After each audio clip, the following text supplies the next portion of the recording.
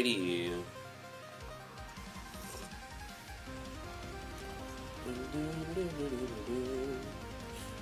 We need to go to the starting soon scene.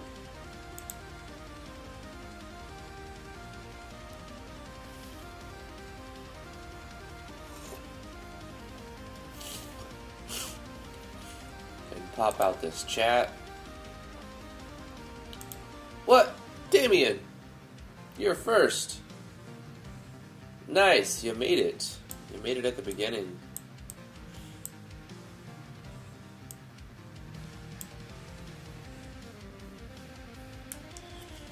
One of my phones vibrated. I got to mobile live dashboard. I can control my Twitch channel with my phone. Oh my god. Oh my god, Damian. The Cajun one. I can control my Twitch dashboard with my phone. Oh my god. What's up, Mushri? How you doing?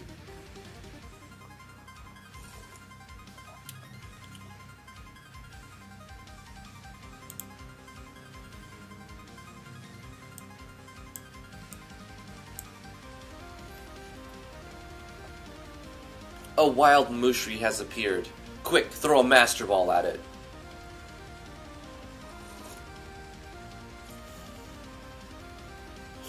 No, I'm just messing around, Damian.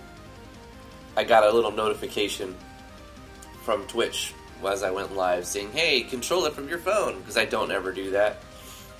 A wild old man appeared.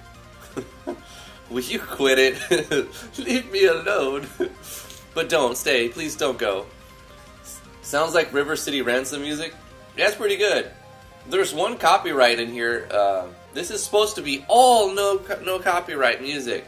The entire playlist, but I got a claim on Friday's video. I know where it's at. It's like an hour and 40 into the playlist. So like after about an hour, I'm gonna restart the playlist.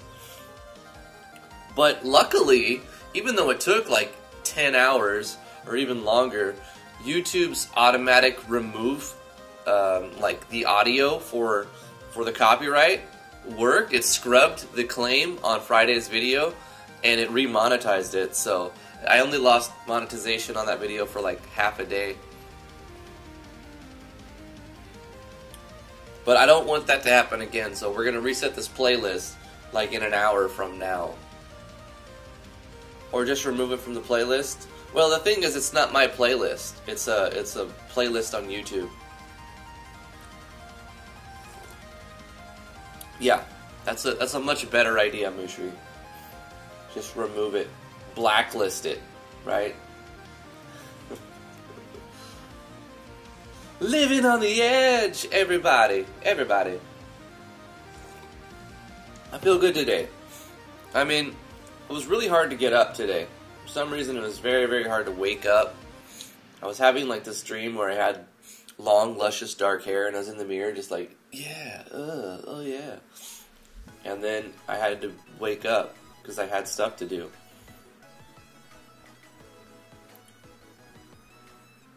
Travis Newcomb, how are you doing? I need to get some cooking done, but just wanted to say hi real quick in the stream. Hey, Travis, thanks for stopping by. Cool. Hopefully you just lurk for a little while. I'm still sleeping. I hope not, babe. You have to drive. Please don't text and drive. You're probably waiting in a parking lot right now, aren't you?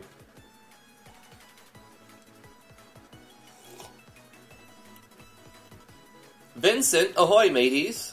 How are you doing? You bought Portal 2 on Steam sale? Yeah, Portal and Portal 2 are great puzzle games. They're like one of the few puzzle games I actually think are good. Portal's great. I also bought it last year sometime. I have not gone through it yet. I played a little bit with T. It's got a good co-op mode.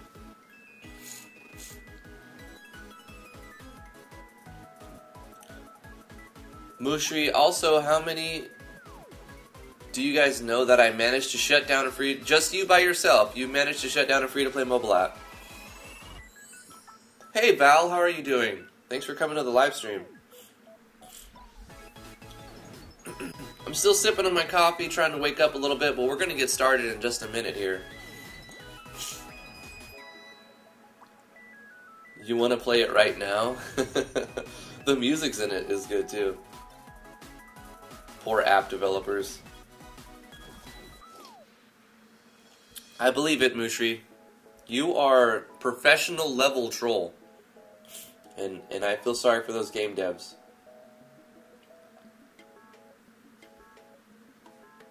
You feel so bad? Well, at least you have a conscience.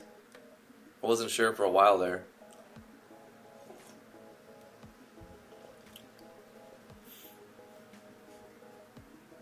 What game was it?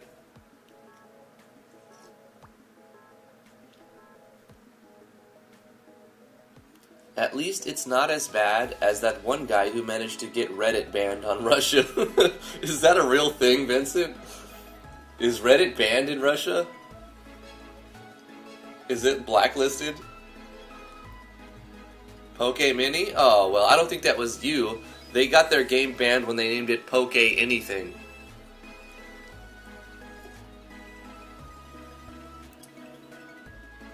I'm not going to say how or why it got banned, but it rhymes with Ben Bimbo.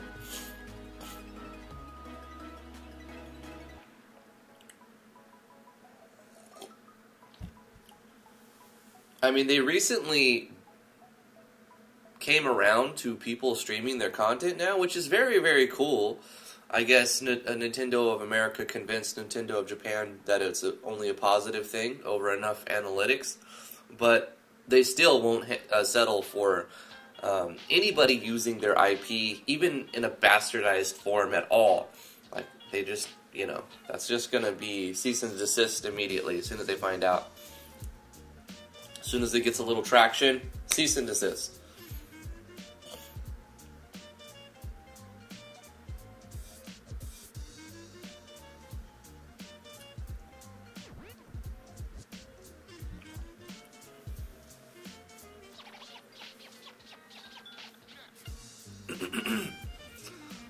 Ooh, listen to that clarinet get down.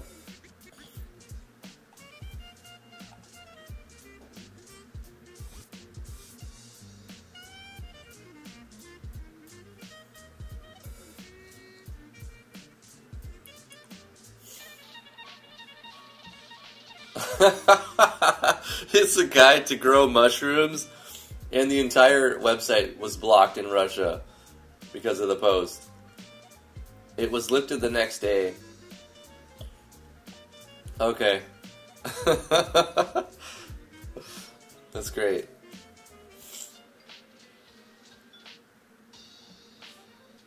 Need some violins? Yeah. I have a candy bar in the car. I forgot about that. Today's gonna be a good day. Nom that up, baby. Alright, let's get started. Let's go to the live stream. Hi everybody, I'm Drifty from Driftwood Gaming. Thank you for coming to the live stream. We're going to be working in RPGMaker MV. This is Natural Explorers, a project I've been working on for, I think, 5 months now. We did, just last week, go back and see when the day I started it, but I don't remember. You know, who remembers things over the weekend? That's just too much work, too much capacity. My brain is a computer. My brain is not a computer. My brain is not a computer. It does not store things the same way. I read an article over the weekend that explains why our brains are not computers and why we shouldn't expect them to behave like computers. We are part cyborg, though. You know, if we hook up to headphones and we're plugged into our interface, keyboard and mouse, and we've got our screens and our electronic equipment and our phones. This is an interface. We're plugged into, you know, the digital world with various interfacing. What's going on? Every time I pick my phone up, it vibrates. It sends me a notification every time I touch my phone, guys. I have a feeling there's something really fishy going on. It's really, really fishy. It's like they know. They know, right? How do they know I picked my phone up? Am I broadcasting it to the world? Maybe. Maybe that's why. Anyway, let's get started. Natural Explorers, yeah. What did we do last Thursday? Because on Friday we messed around in Game Maker Studio 2, and that was a lot of fun. I liked that. That was a little break. Did you guys download GMS 2 at all? The free version? It was on sale. I don't know if it still is. It might still be. It was on sale, the desktop version. You could get the PC, Mac, Ubuntu for Windows, PC, Mac. I'm sending secret cyborg messages with my brainwaves. That's right, T.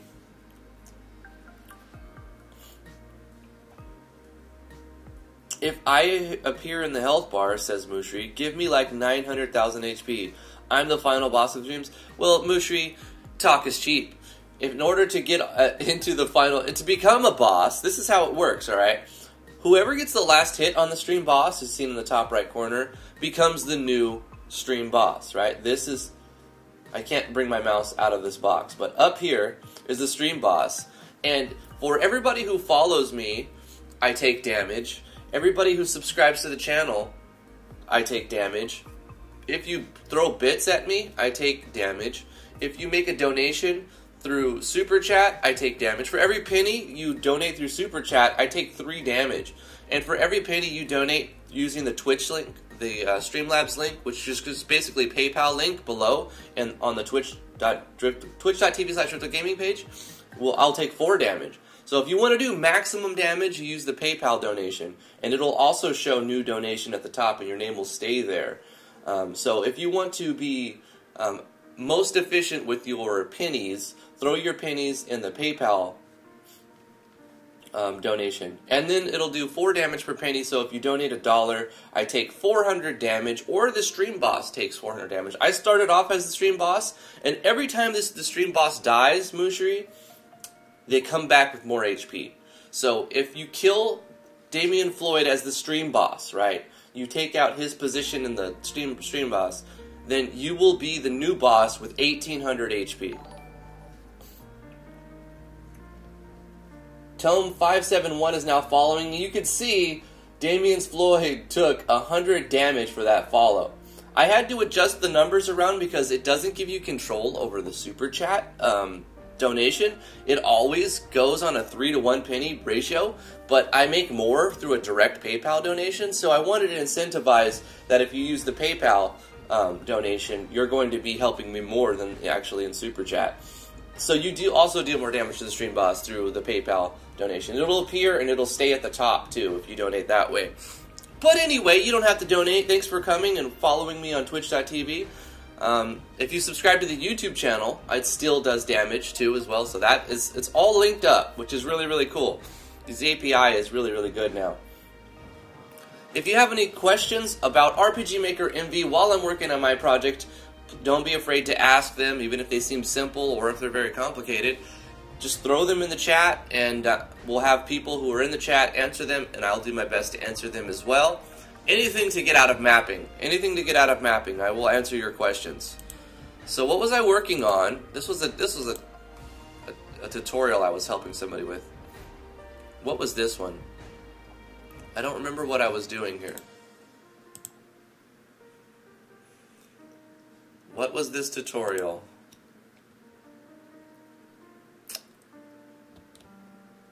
Oh, I remember this tutorial.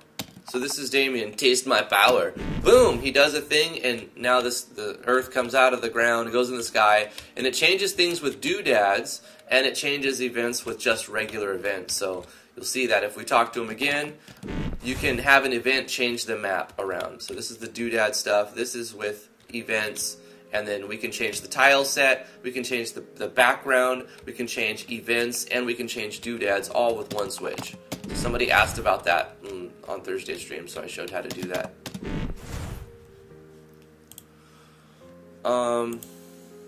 Tutorial classroom. This was a zooming thing I was working on. No, we were making another map. What map were we making? It was like the town. Didn't we do a town? Yeah, man. Yeah, man. We made the port town. Let's zoom into here. This is what we were working on Thursday. We did the port town. We made this. We did it. We have to make interiors today. More mapping. More mapping. Dink11 says, I know Python and a little bit of C#. Can I write a plugin for my MV project? What do you think about this? Dink11, RPGMaker MV uses JavaScript.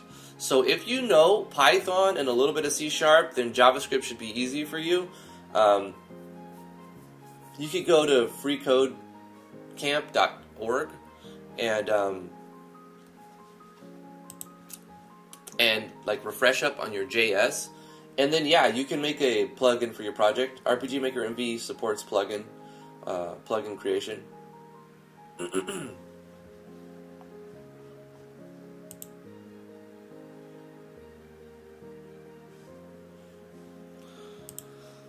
Alright, we need to maybe put some doodads on the map, huh, and spruce it up a little bit.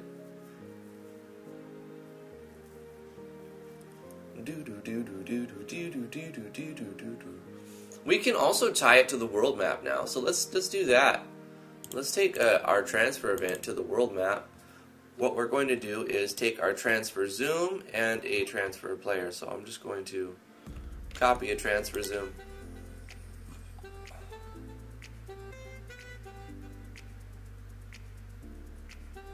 Constructive criticism is appreciated, Mushri. That's awful. Oh yeah? Why don't you send me a map and then we'll do a compare and contrast. 3 houses? What about the other people outside? What people? Do you see any people? This is a small port town. This is just a bunch of local, small, I don't know. This is my game, Mushri. Dang it, Mushri, this is my game! How dare you criticize me?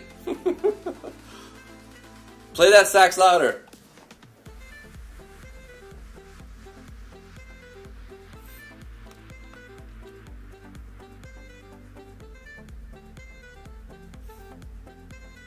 I'm gonna send you the sexy sax man videos.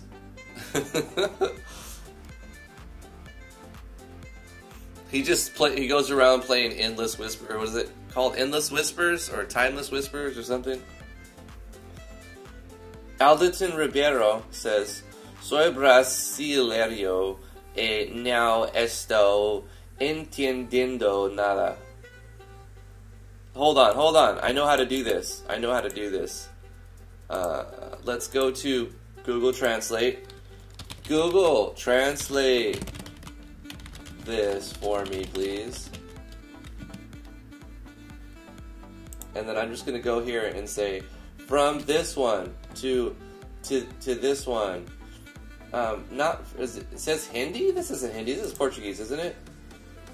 Yeah, it's like, I'm Brazilian, and I do not understand. That is what it says. Oh my gosh. But thank you for tuning in. Hold on. I have an idea. What if I say this, from English to Portuguese, and I can say, thank you for watching this stream. Okay. Obrigado por assistir ao stream. Yeah? Yeah?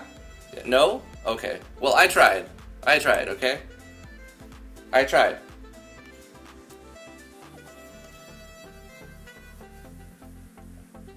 I tried for you, Addleton.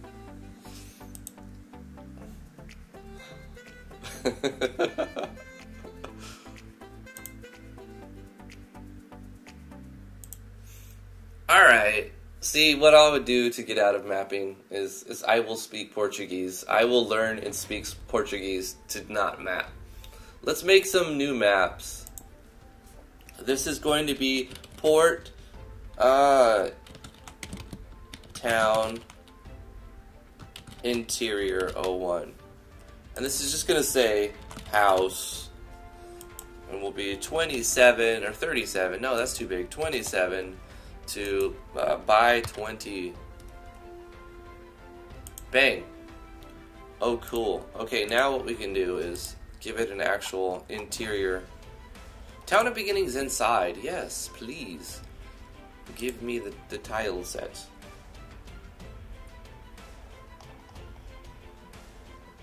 Hey, Zarsla, how are you doing? How's your day going? Is life treating you well, Zarsla? Are you having a good, like, vacation? This is the wrong carpet for this. What we're gonna do is have, like, the entire map. It's gonna be like, boom, boom shakalaka. And then we need, like, some walls. We are making these houses out of wood. So I imagine we'll do some sort of, like, wood-based walls. Wood-based walls. That's the best kind of walls. The wood-based ones.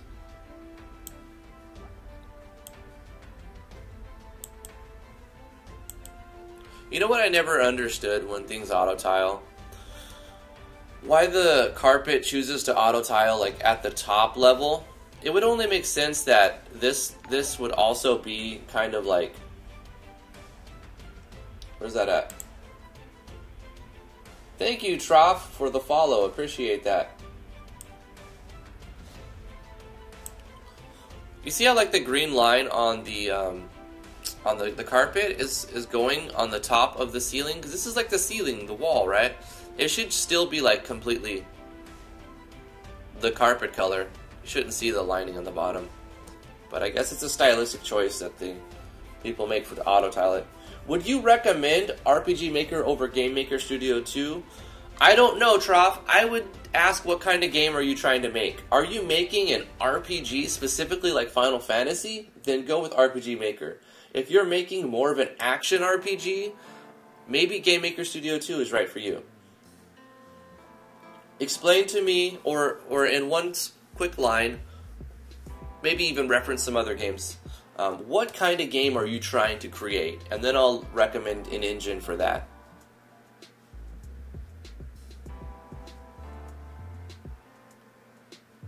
Valeria says, Aqua net sind werjets multicultural?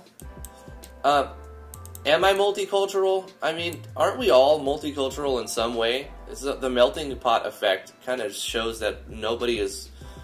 Well, there's still some people who are like 99% one race, but most everybody is like been exposed to multiple cultures.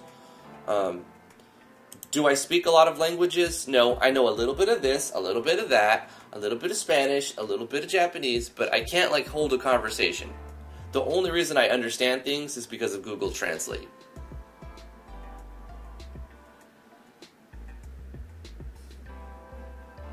Speaking of which, that's a good reason to never use puns, or else translations get problematic.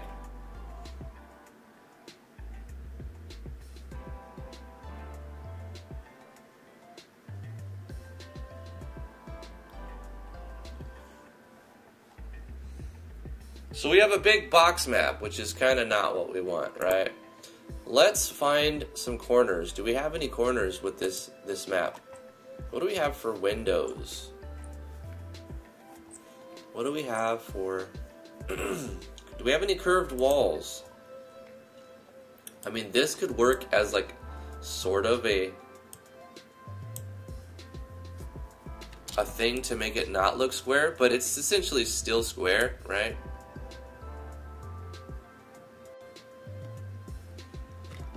We can have it like this. And then back here is like a little bathtub, because reasons.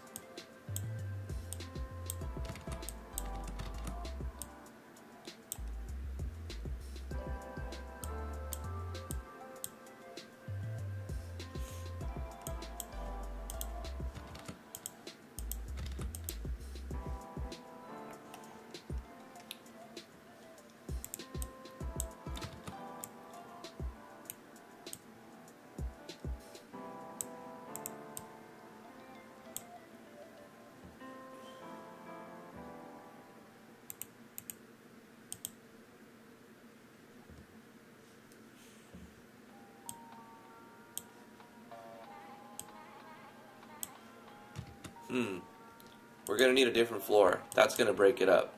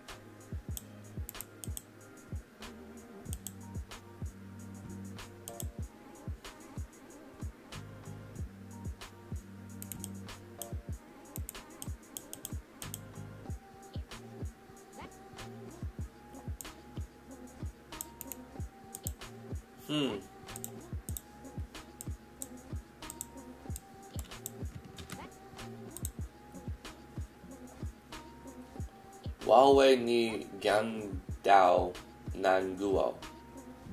I feel sorry for you. That's okay. That's okay. I'm gonna be alright, Damian. I'm gonna be alright.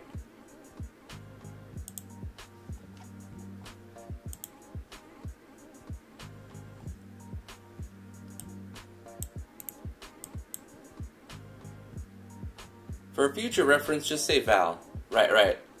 You have told me that before, and I'm going to try to remember it. Gotcha, Val. Gotcha. I think you can learn by looking. Ako queda para aprender so olhando. And probably just repeating things over and over and over. You can learn it, but to retain it, you probably need to speak to people, right? And read it and get used to hearing other people say it, so that you get called out on the times you're saying it wrong and whatnot. But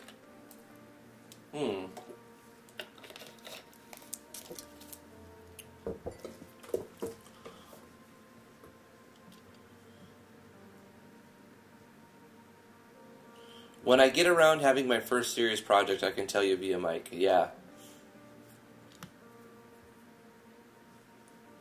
Tome 571 finally made a live stream. You finally made a live stream? Or me? I've been live streaming for months now. I started live streaming like 2.5 years ago, but I moved to an area that had a 3 megabit per second upload speed on a good day. So I could not live stream very well at all. Especially because it was being shared with people. It was just like, are you kidding me? Are you kidding me? And I was paying like $100 a month just to get 100 down and 3 up. And I'm like, are you guys, you can't even offer 10% of your download speed as an upload? And then when they said they'll upgrade me to 5, it very rarely went to 5. It was terrible. It was a terrible company. But I've moved from California to New York. Before I was there, though, in California, so not all California, a lot of part of California has great speed. I was using, I think it was Cox Communication. They gave me 300 megabit per second down and 30 megabit per second up for like $90 a month. And that was sweet. Really, really good. I can recommend Cox Communication. I can say that USA Communication is utter dog barf for the most part. I had to go through a couple months where like it was just spotty. It wouldn't even connect at all. And then when it connect, it would be like dropping to 0 like every other day. Like it was terrible. So moving out of that area, also there was AT&T something, which was really bad in that area. It was like 15 down, 1 up megabit per second. Which is pretty terrible. And that was like $60 a month. So I switched from them to USAcom, and they offered higher speeds. They gave faster downloads, but most of the time it was like you would get 5 minutes of internet, and then you would have a minute of disconnection, and 5 minutes of internet and disconnection. It's like they were constantly working on the lines, and they didn't know what the heck they were doing. So I'd say don't go with them if you have any other option. Most likely, if they're your ISP, you have no options, right? Mostly, I'm not going to even try. I'm not going to try that. It's probably some troll statement anyway. I know you. Anthony Floyd, switched over to YouTube to see all the chats, but yeah, I have never seen a live stream, but I know you've done them a bit. Tome 571 is Tony. Oh, okay. Cool, cool. Nice, nice. I see what you mean. You finally made it to a live stream. I appreciate that, Tony. Thanks for coming to live stream. We are doing everything we can to avoid mapping right now, but it has to be done. It's a necessary evil. And so we're doing a little bit of mapping.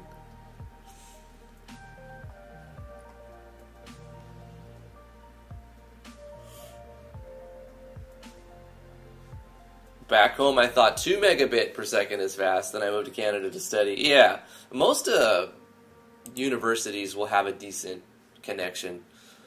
You would assume, anyway. I mean, back when I had dial-up, the local valley, you know, the local college, junior colleges, basically they're junior colleges. The JCs had really, really fast speeds. So I liked going there, even when I was in high school, to the JCs to get that sweet internet speed.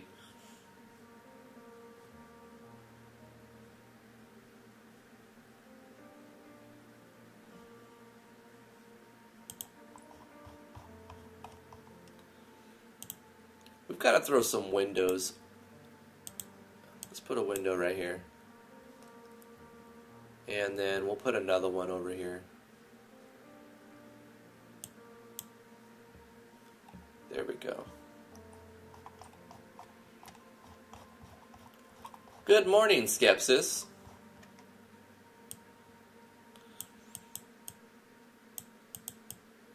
For everybody who celebrates Christmas, Merry Christmas.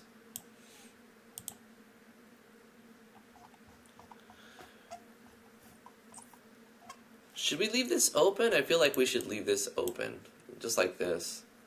Like just a path through the kitchen. I know a lot of like living rooms that will connect to a kitchen that just have like a hallway, which that's kind of looks really nice, right?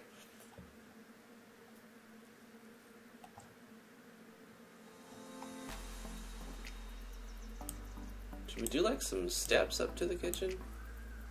That kind of looks nice, like it's elevated a bit. Let's go with that.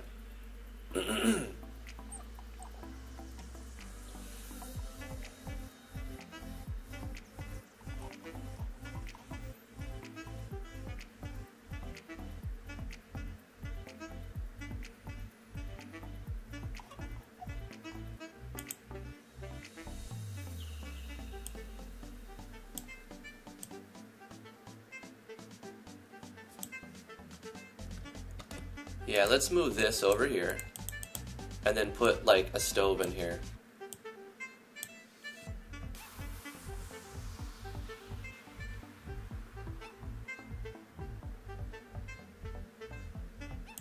Gonna need a countertop.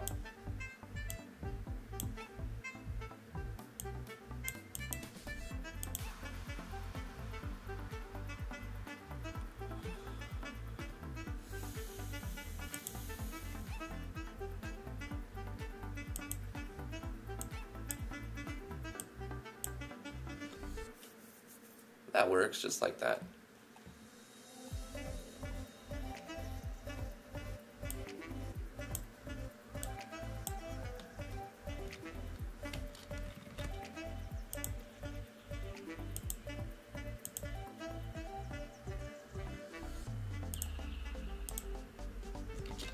Oops, let's redo that.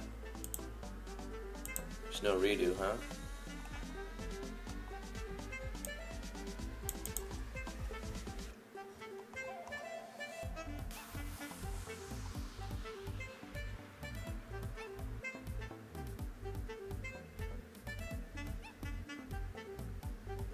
Green side cabinet on the right.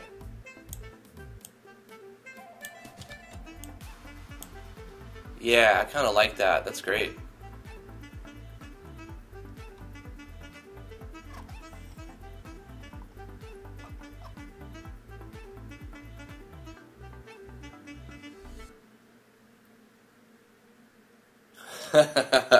Yeah, I was talking to T about that yesterday. I'm like, Damian's so hard to @. I have to right-click his name and mention, but like that's not a big deal. It doesn't really bother me. You can have it whatever you want. First seed material is beautiful, Anthony. I love it. It's great. We need like a tree in here or something.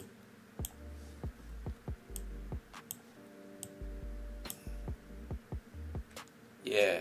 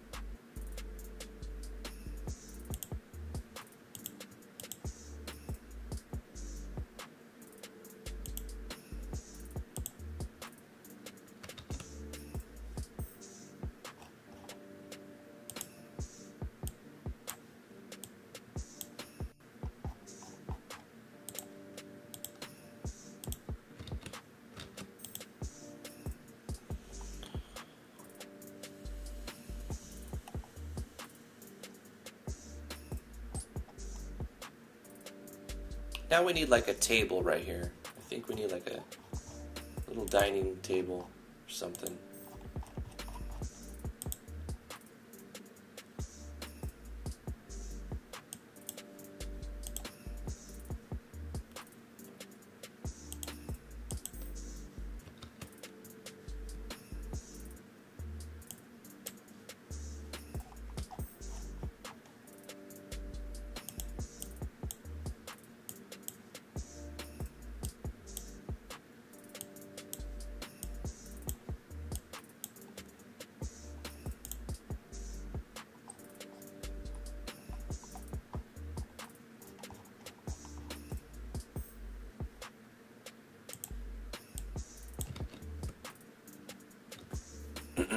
We need some sort of...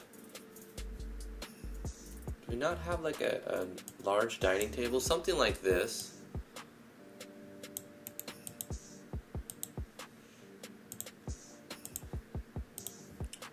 But not like plates underneath. I could put it in with a doodad. That should be fine.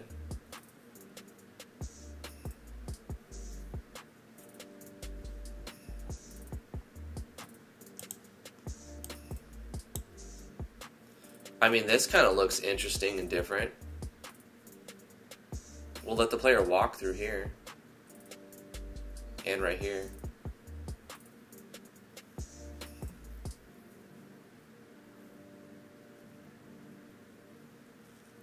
Vincent says he just finished buying both First Seed material things for half off last week. Nice job. I think I got 33% off, or maybe I bought them 50% off. But yeah. Wait for them to go on sale, and then pick them up. They're definitely worth picking up.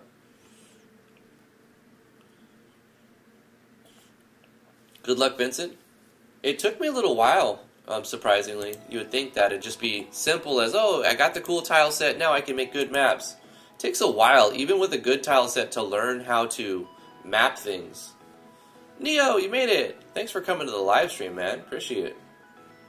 I appreciate it. Try making a new project, Mushri. Also, you can check to see if you've updated the engine or if you've allowed updates to happen automatically. If not, try to update it.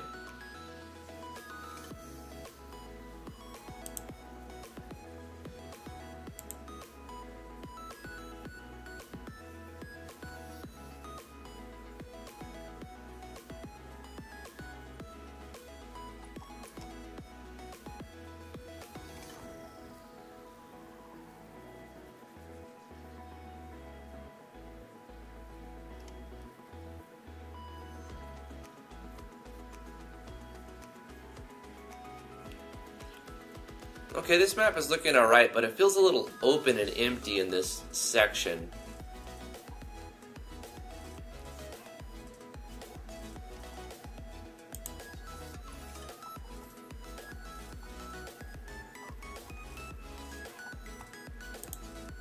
Let's throw some decorations or something over here.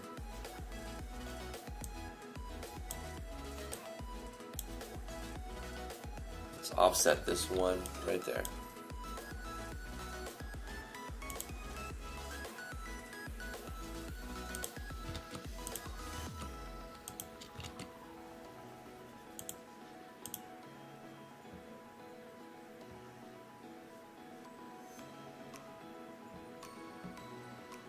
Probably, Vincent. We'll probably go to doodads very soon. To be honest, most of my maps need to be gone through with doodads and polished up a bit.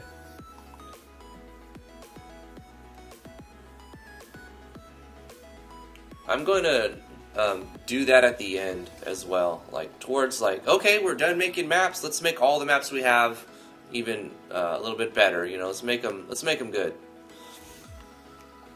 Let's take these tomatoes and put them right there. Yeah.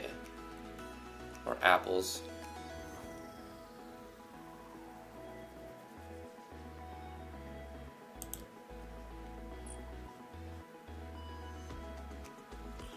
Should we put a wall right here? Let's just see what it looks like.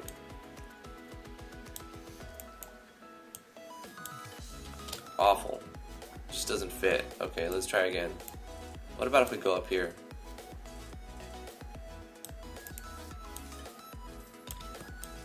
No, it just doesn't work. This can be open space, but we need to put something in here to make it look less just empty. We could put some beds in here, right? Where's the dude sleep? This guy's gonna need a bed. What about a long ways bed? Do we not have a long ways bed?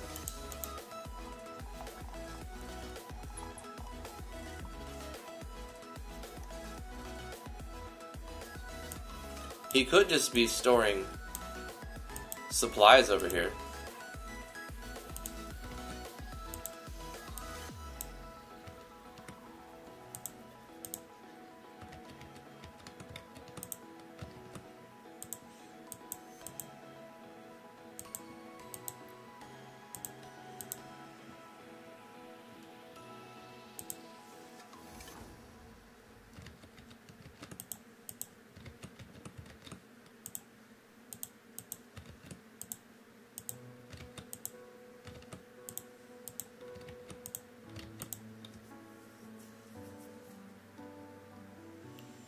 I mean, this whole village is a bunch of loggers, right? They just live here and chop wood and sell wood. So you would think, and they make boats. They chop wood, they make wood stuff with the wood, and they make boats. So we'll put some boats outside for them to be selling. It'd be cool if we had like a... No, they wouldn't do it right here. They would make like a workshop. This is like a living space. So you might have some wood here, but it's not going to be too much, actually. So let's just put like a little wooden chest right there.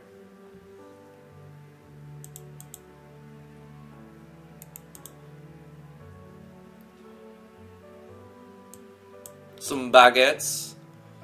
You want some baguettes? Mmm. Nah, that kind of breaks up the...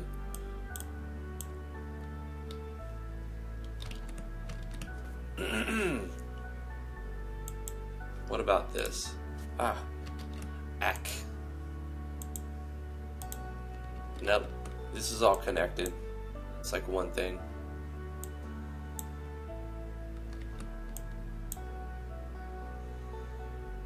That kind of works. It's like he's, you know, storing some food. That would make sense. But it would make more sense over here. Like this. And then you can take the other things. Like, what did I get? It was a barrel of apples or something. You can take those.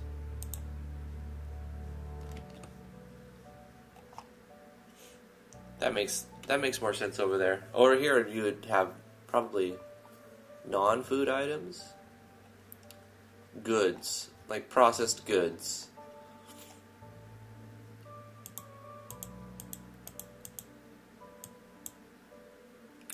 And something to hold a hat. Yeah, that makes sense right there. It's your coat rack.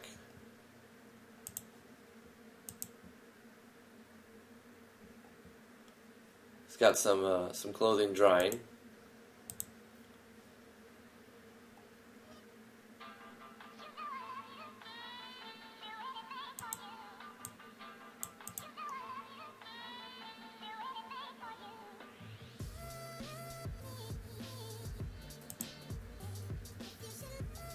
He definitely needs a bed. We need to throw a bed over here somewhere. So even though I wanted a long ways bed, I'm just gonna move this down like this and give him room for this.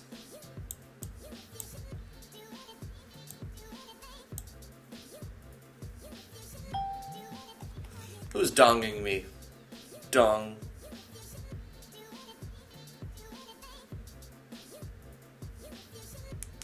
Somebody liked a tweet. That's awesome. Thank you so much.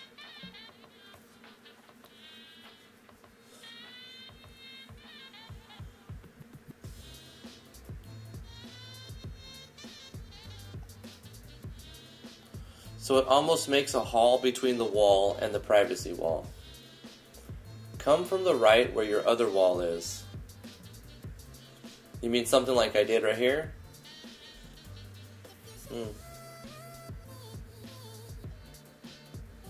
Yeah, Damian's got some good tips. Try all of these. Mushri.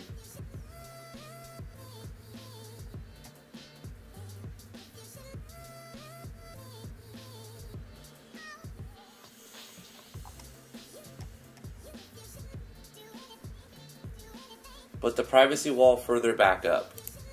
Okay.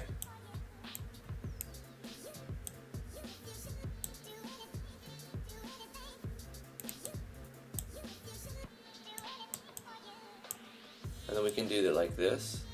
Hold up.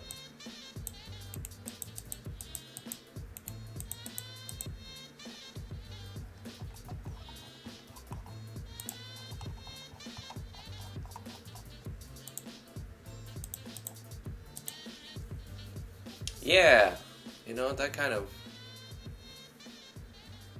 works.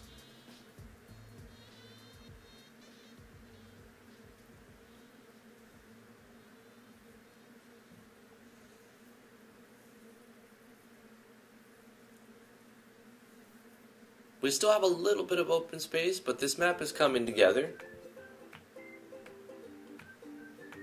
Might need to go up one more, though. I think they override each other. Look what happens.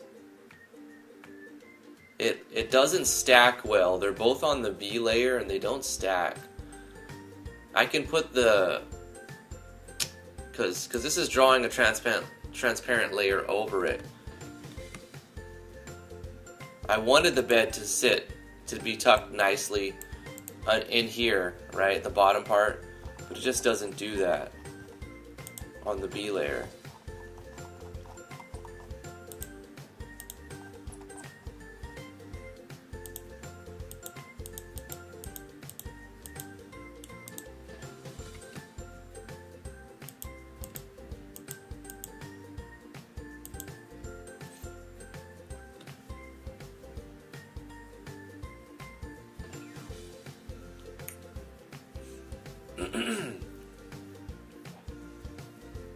It looks okay. It looks fine. I'll let the player walk behind here, and then this is an obstruction, and this is behind. Sort of need to test the way that this will work when the player runs around through here. I mean, technically we could edit the tile set, but you know how that goes. It's more work. This looks fine. You know, the player can walk around the bed. It can walk behind this little privacy wall. On the bed. It just feels a little open right here. The rest of this is fine. Yep, like that. This can be... I need to change this in the tile set so that you can walk behind it. Because I want the player to be able to walk behind on these two tiles.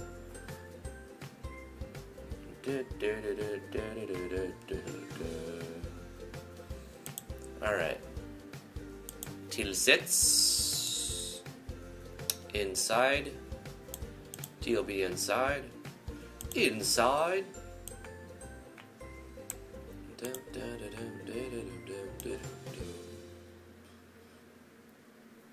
Now where is that thing? Is it on D? It is on D. Right here. Let's go with stars.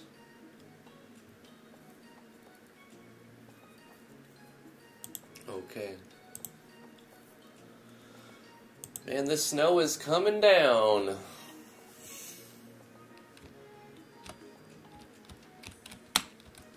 There we go. See, that looks fine.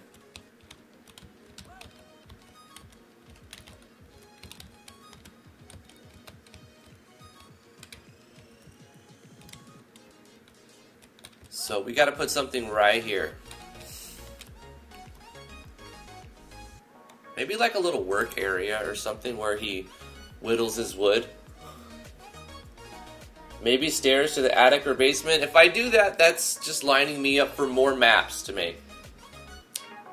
We're going to keep it without a stair or basement.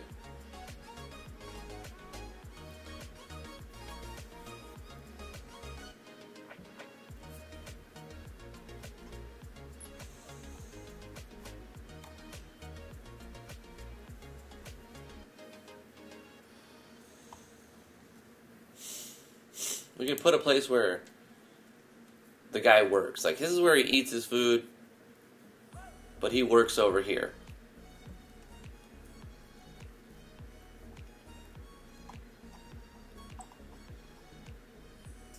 So let's get like some simple stools, not like giant luxury chairs. This is where he just kind of like, we can do something like this.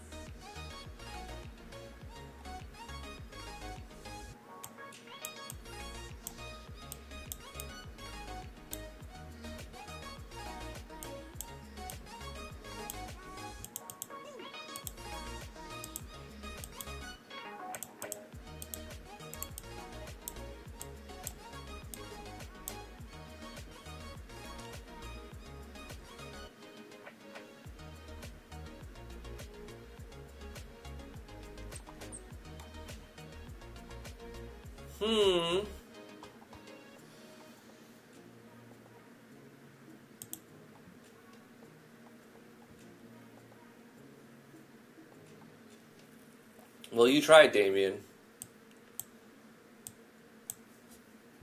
He's not a blacksmith, though. We don't need a sword. He's a woodworker, so we'll have a broom over here. I like how this automatically layers beneath it. Like, that's pretty cool.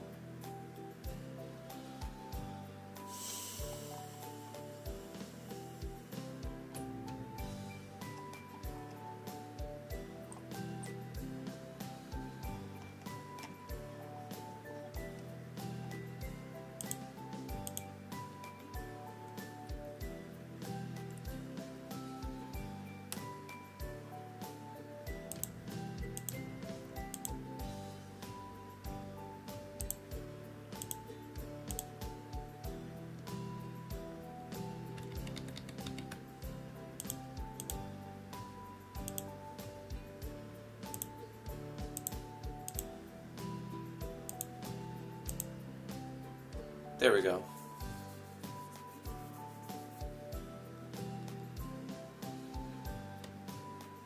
One, two, three, four. 1, 2, 3, 4 pots. 4 cups.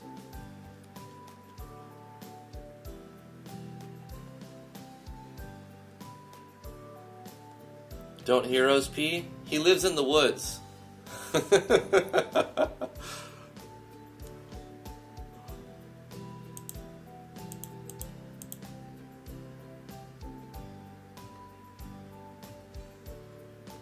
The name of the game is Natural Explorers. Enough said.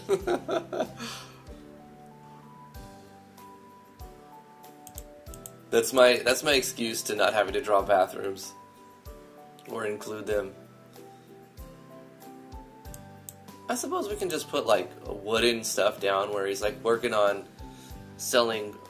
You know, he makes boxes and drawers and tables and desks and anything you would imagine a woodworker would make.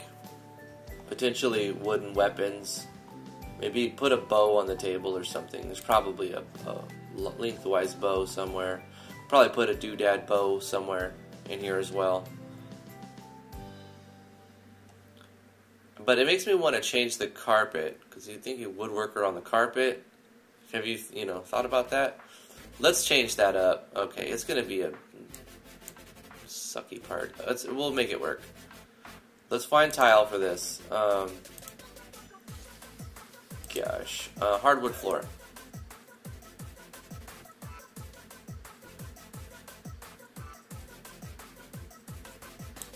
Yeah, we'll let the carpet connect, but we'll have a little workstation and redraw it. But I mean, most of this time was taken up trying to conceptualize and visualize what we're going to be doing. Once we have an idea down, it'll be easier to put stuff there. Repopulate the map with things. Wood. Definitely need a lot of wood over here. He's a woodworker. Wooden cask. Over here, though. I'll put it over here.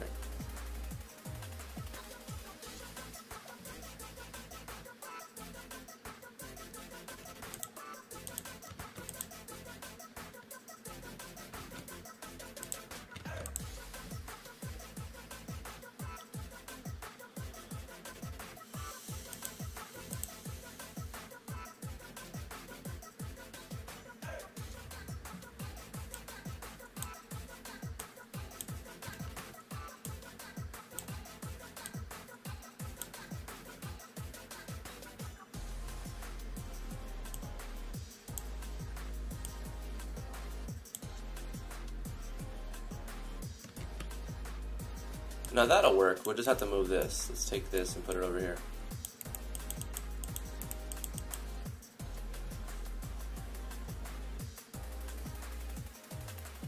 Nice.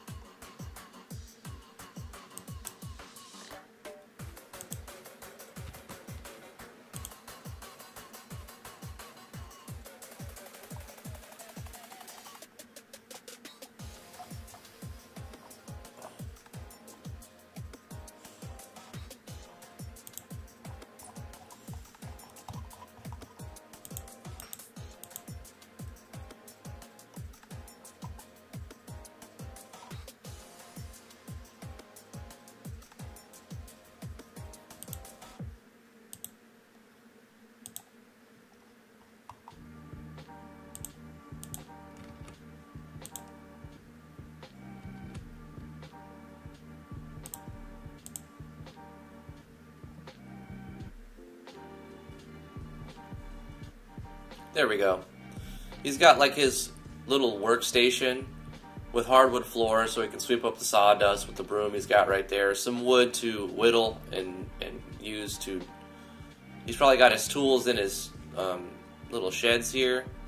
Or what do you call them? Closet drawers. Devin Scott, you made it. I'm glad you made it. Thanks for coming to the live stream. Speaking of working wood, we got the resident tinker made it to the live stream. Hey-o! In the past, they had the bathroom outside, right? Yeah, it's called an outhouse. And you would go outside.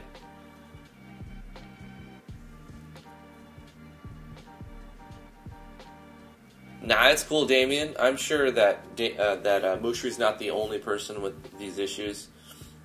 And just by making people more aware of these issues, then you can also have the people who see that help the people who encounter that instead of be like, well, I don't know. They'll be like, oh, I heard about that. Might be your intel card, right? It might be.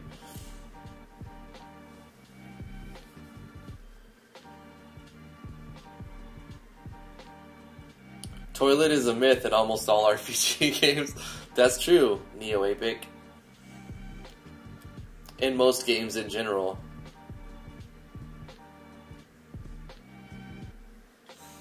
Okay, so this looks about right. Any more and it'll start to feel cluttered. Any less and it'll feel too open. I like having a little bit of open space when you first walk into a map, but I do like having it like a corner taken up by something and then the entire building compartmentalized. So we have like, this is the back area where he's resting, and he's got his kitchen area over here, and he's got a little dining area for some guests if they ever come over. A place to put your hat, and a little workstation where he spends his time working to get out of the sun. So that makes sense. This is a good first interior one. Emerald Eye, how are you doing? Thanks for coming to the live stream.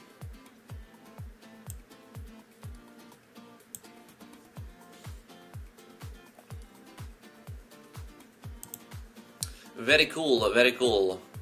Let's tie these up. Let's make some events to put them in the game now. New event. This is going to be Port Town int 01 Exfer. We'll make a common event, or we'll call a common event rather. This is going to be our transfer zoom, so that we can zoom in the camera, and then we'll just do a transfer event, taking us out of here onto the Port Town. I think that one would be this one, because it's kind of long ways. If you think the way the map is kind of like the house is a little bit longer than it is wide, so we'll go with this one. And we'll fade to white because we're actually going out. And we'll retain.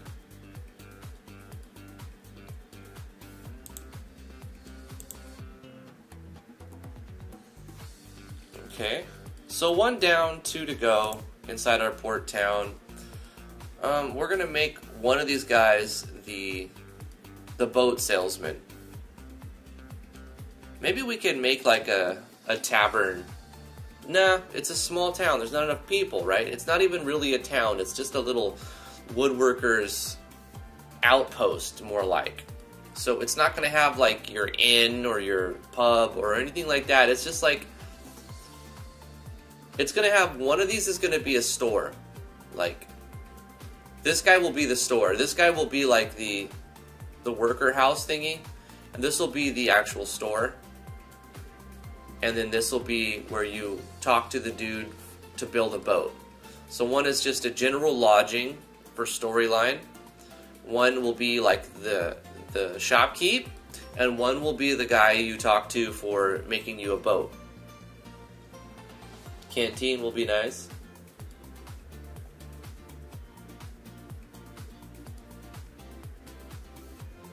Devin says, Drifty, for MV, can there be an item that can stack up to 5x, but each time you use it, the item multiplies your strength and attack by 20%?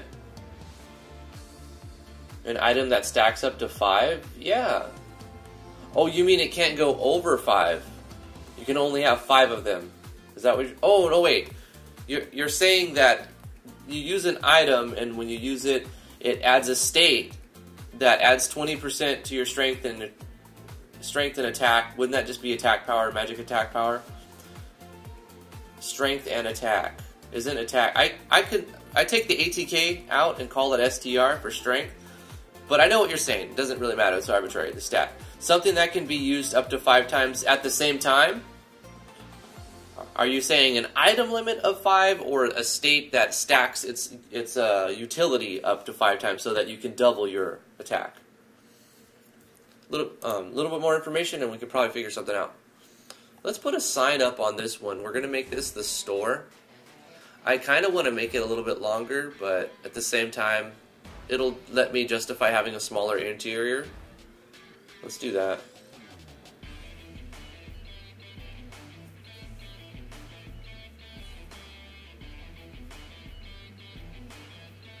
They need to have a farmer or fisherman to supply the town with food. That makes a lot of sense, Albrecht. How are they going to live right here? They're right by the ocean here, so they're going to have a fisherman. Okay, I like that. This guy's our woodworker. In fact, we may even use this as the guy who we have to bring wood to build our boat. Then we'll have one as like a store that sells food items and wood made items, and then the other guy will be like the fisherman. So we'll have this smaller shack be the fisherman shack, and then we'll have this bigger one be the actual like general store for the town. So this guy's going to be the fisherman, and this is like the woodworker, the fisherman, and then the general store. So there's like 3 little families that live out here. It's a little port that's got just a few families that living off the land right here, making the area a landmark because they make boats, and they're the only place on the island that actually makes decent boats or whatever. Okay, so this will be the fisherman shack.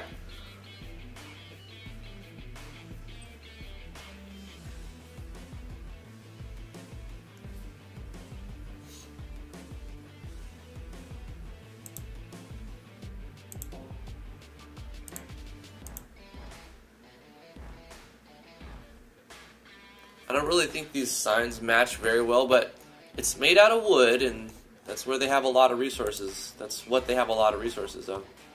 So it makes sense. These signs aren't off the theme at all. They're just...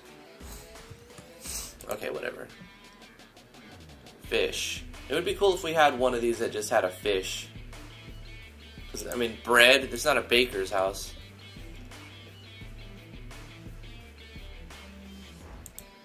Da-da-da-da. And a general store will be over here. General store. This guy's the fisherman. And then we need one that's just like logs.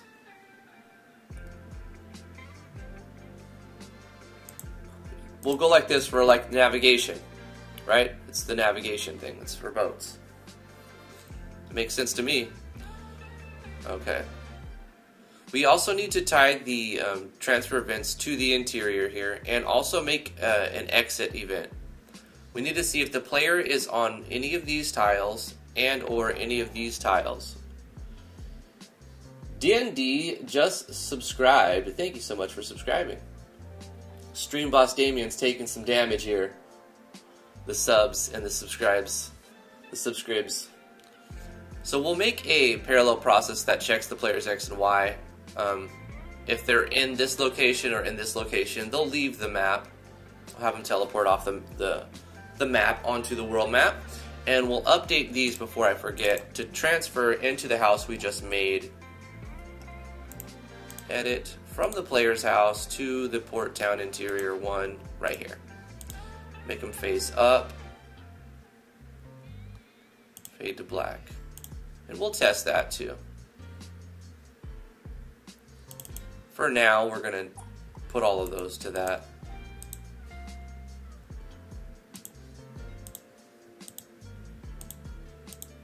And we'll change these later on.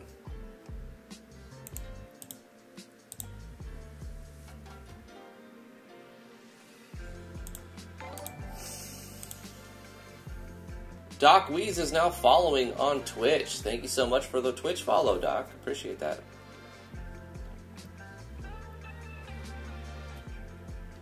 A growing town if those families keep it up. That's right, Skepsis. Maybe at some point we can have this map be transformed into a bigger town, or have an event where like these trees get knocked down and then there's a fourth house here that the player owns. You know, it wouldn't be too hard to copy paste the map and then change instances of the transfer events based on a switch condition, so that if the player has got past this point, it no longer uses this map, it uses the other map with the player's house in it. I like that idea, actually. If we bring enough wood, we get a boat. But then if we keep bringing wood, it takes a larger amount. We'll get the player's own house in this, and then that could generate something else, whatever we want, really. Cool. Let's go back to the top of this playlist to avoid any issues. Yeah.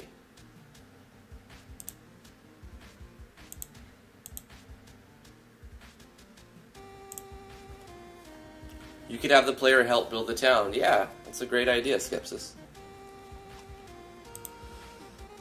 Alright, but until then, let's make the transfer to the world map and tie this into the world map. So how I'll do that is just make an event right here, a new event. It's going to be a parallel process, and this is going to be Xfer to world. And since we already have a common event that's checking the player's X and Y location, we can just check those variables to see where the player's at. And if the player is where we want them to be, then we'll move them. So I have it on another map. I can copy paste it, but it'll probably be equal amount of time as finding that and then changing as well as just putting it in. So the first thing we're going to do is do a conditional statement. We don't really need to check if the player is on this map, but we could if we wanted to. I'm just going to not do that because it won't even run anyway, so it's redundancy that's unnecessary. I did it in the last episodes, but After copy pasting that over and over and looking at all those nested conditionals, I'm like, I don't even need one of these conditionals. So let's eliminate that first, checking if the player's on this map, because the parallel's running if the player's on this map. And that's it, right? So let's check a variable, the player's X, and see if it's greater than equal to a certain number. We'll copy this and paste it in here. We're going to check again to see if it's less than equal to a certain number. And then inside there, we'll paste it again. We're going to change the X to a Y and see if it's equal to a specific number.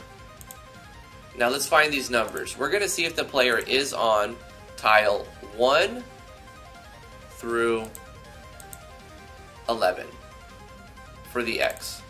So if the player's X value is greater than equal to 1 and less than equal to 11, and the Y value is 0, then we want to call a common event, our transfer zoom,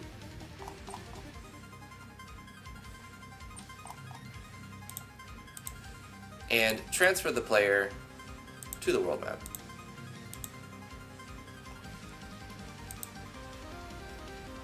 Since we're exiting from the north, the player will be exiting into this little area up here. Like so. And they will fade to white and retain their facing. I kind of want them to be forced to look upwards, facing up. Yeah. Okay. Easy. And at the same time, we're going to check to see if the player is exiting through here. Right? So this is very similar, but slightly different. Damian... Oh, I forgot to mention, I will reign supreme. You didn't even have to do that yet. I mean, you could have waited until, you know, you were lower on HP. I forgot to mention, if you are the stream boss and you donate, then you heal yourself, right? So if you're stream boss and you're trying not to lose, that donating will keep your HP up. Damian, thank you so much. So donating while you're the stream boss heals you. Following, subbing, donating while you're not the stream boss will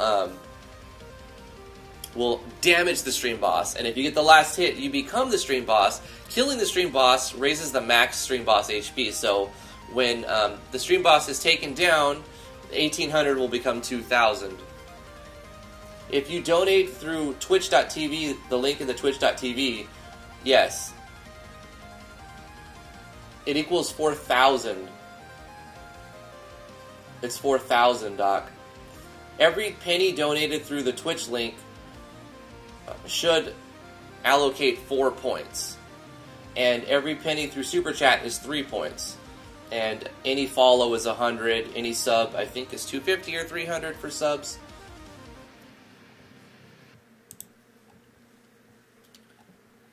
But thank you so much for that. I appreciate that.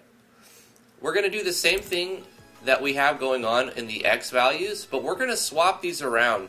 We need to check the player's range of Y positioning now. So we'll change the selection of X to Y.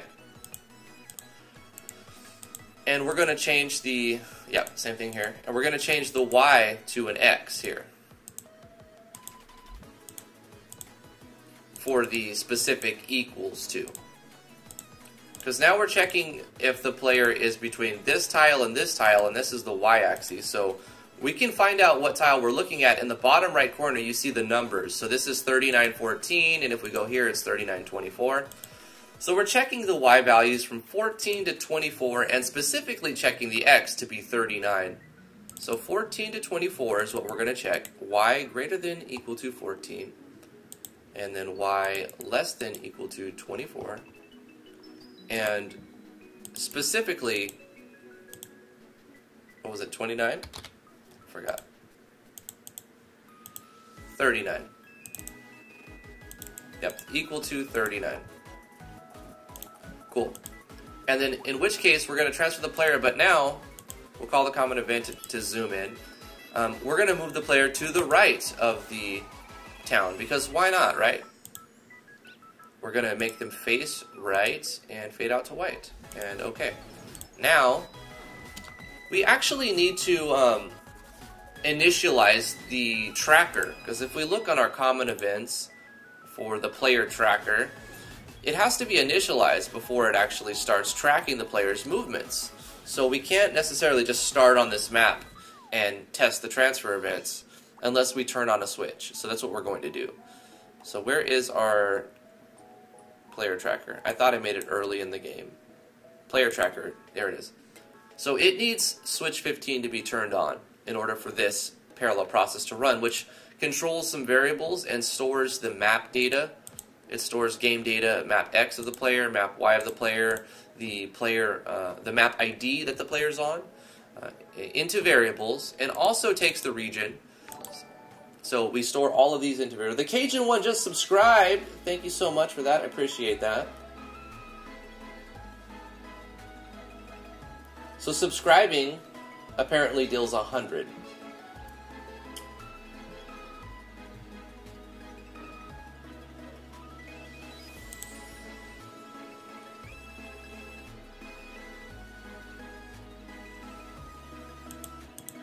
So we're tracking the player. All we have to do to test this here is turn on a switch. So what I'm going to do is auto-run something in here and remove this auto-run because I'm already turning the switch on everywhere else, but I don't want to have to go through the entire intro of the game, even though it's just the beginning of it, to test the transfer events. So this is a temp tracker, and all it's going to do is turn on a switch for us so that our player tracker works. Control switch, turn on the player tracker switch, which will activate that parallel process common event. This needs to be auto run, but we also need to self switch it off. So control self switch, and then a new page that's not auto run, and it requires self switch AS. So this happens once when we load the map, and then it's like we're creating an initialization event that we're going to remove. And we'll start the player here. We also need to decide from the world map, where do we want the player to be teleported to from the world map into the village? And I think coming from the top makes the most sense. So we're going to just create a transfer event here. This will be to port town Exford. And this is going to just call a common event that says run the transfer zoom script, and then transfer the player to the new map we just created. Well, actually, on Thursday we created it, the port town, and we'll put them at the top here. I think that makes sense. Yeah. And we'll fade to black because we're going deeper into the map. So we fade to black for going down, or deeper is zooming in, and then zooming out and going up out of the things will be zooming to white, fading to white. Okay, let me get this, and I'm going to catch up what you guys are talking about. Also, we need to make this a player touch below characters. So, and let's test run this. I have no sub option. Oh, the sub is for YouTube. I'm not a Twitch affiliate at the moment. I've only recently decided to stream to Twitch. I'm live streaming on YouTube and Twitch. And I think Twitch affiliate requires that I put it on Twitch 24 hours ahead of time. So at least until I get some spillover from my YouTube into Twitch. You can see my Twitch channel is a lot smaller than my YouTube channel. So I'm waiting a little bit before I get that sub onto Twitch button. In which case it will be streamed on Twitch and then uploaded to YouTube like that same 24 hours after. So there'll be a day delay on YouTube when I become Twitch affiliate. I'm waiting on that, you know. I like restreaming right now, so I can put it on both. I kind of want to make this where the player walks behind it. I can do that, like this. But anyway, let's test this transfer. We've got that. See how it looks and feels in here. This is cool, this is nice. I feel like this isn't set up right in the... Is it just me, or does it look like I'm walking over the top of that? Let's take a look at that real quick. and the tile set. This is the inside. Red Mouse Games is now following, but as far as the sub is, it still looks for YouTube. So I have my YouTube API and my Twitch account. They're all connected. So if somebody subs on YouTube, it shows it on the stream. If somebody follows on Twitch, it shows it on the stream. If somebody donates through the link in the twitch.tv, it shows it. If somebody super chats, it shows it. But the thing is, super chat isn't even counted as the donation on the ticker, so I don't know how that works. If you want your name to show up as the ticker, like new donation thing, you'll have to use the link on twitch.tv. Super chat will show up like ding, but it won't like store it on the text. I don't know why yet. It's weird.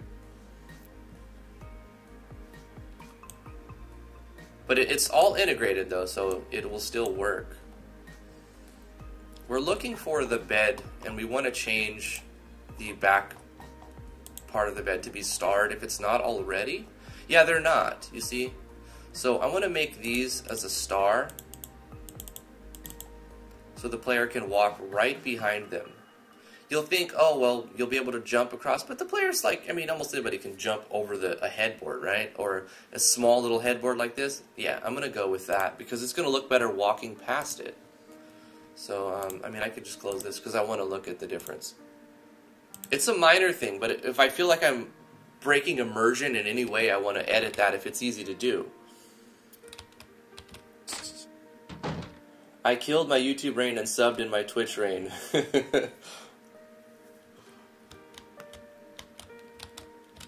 So let's walk. Oh, what is happening here? Why do we have two? Why do we have two things? Did I have I changed my draw layers, right? Because I changed the star from X to a star.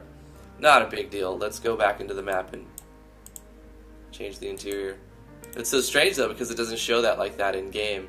But what I'll do is I'll erase this entire thing like this and then redraw it.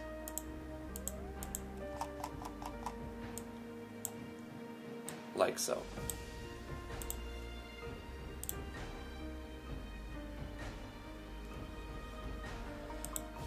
Let's test these world transfer events. So that zooms us in, it puts us on the world map. Let's go in here, and that zooms us in like that. That works fine. Let's go ahead and test the other one. What I like about this system is you don't have to copy paste that transfer event, and it put us out on the right hand side. You know what we can do? Let's, like, say we enter from the right, but why are we at the top? That doesn't make sense, right? So there's a quick way to get around that. It's actually very simple. Let's look at how to do that. You go to, ooh, not this map. You go to the world map where you have the transfer event to this area, and all you have to do is encapsulate the transfer event with conditional, checking the players which way they're facing. So we'll go to conditional branch, and we'll find where it's at. Character is facing, if they're facing down, we'll do this and have an else handler. Because since, are we able to enter from the bottom? No, we won't be able to enter from the bottom unless we enter from the ship, which I don't know if that'll work, in which case we can make another exception as well. But we'll leave it like this for now. So if the player, we can make this simple by putting the zoom on the front, and then we'll do the transfer event underneath to make this even more, less code. So we transfer the event when the player walks on it. If they're facing down, then they're going to be transferred to where they were. But if they're facing left, else, we can do another one of these, right? Copy this inside the, but we don't need to at this point, but I'm going to do it anyway to show you how you do it. On the second one, you won't need the else handler.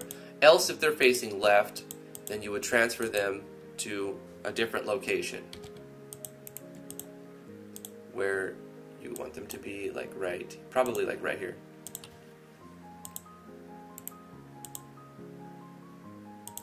Face left.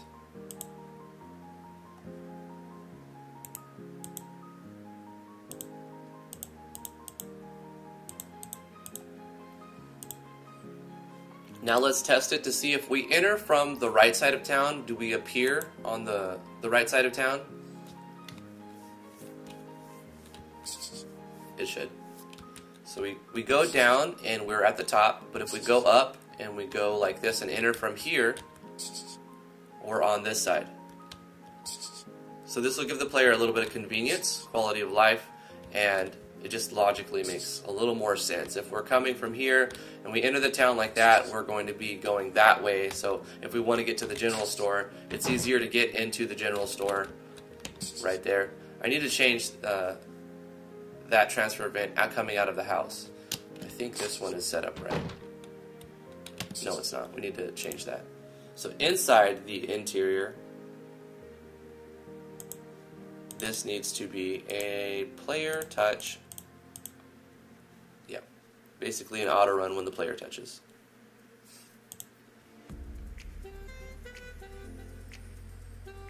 Hey Omni Slash, Merry Christmas. Are you planning to make it a parallax map? No, not really. I'm gonna throw some doodads on it. You know, that'll add polish at the end. We might do some inside of an auto run, like changing weather or rolling a random number to see if it starts raining. We could do that as well. That's a good idea. Let's make a random rain generator. The ups and downs to this are varied.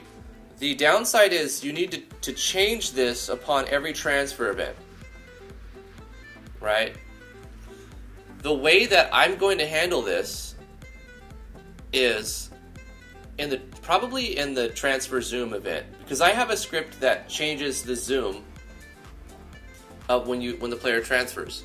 But when the player transfers, we don't know if the weather needs to be turned on or off. Most likely the weather needs to be turned off. So I'm going to have the weather be turned off when we do a transfer zoom. Since we do the transfer zoom every transfer, I don't need to go to every transfer event and edit anything. I can just edit one thing and it'll control all of the rain, right? It'll turn all of the weather effects off whenever we transfer event. So then that leaves me to only edit the areas where I want weather to possibly occur. Since the transfer event happens after the zoom event, comment event is called, I can turn the weather off and turn it back on if I wanted to. So we're going to go to the transfer zoom, and we'll add a comment. Also shut off all weather. You don't need the comments, but it helps. So what we're going to do here is go to change weather.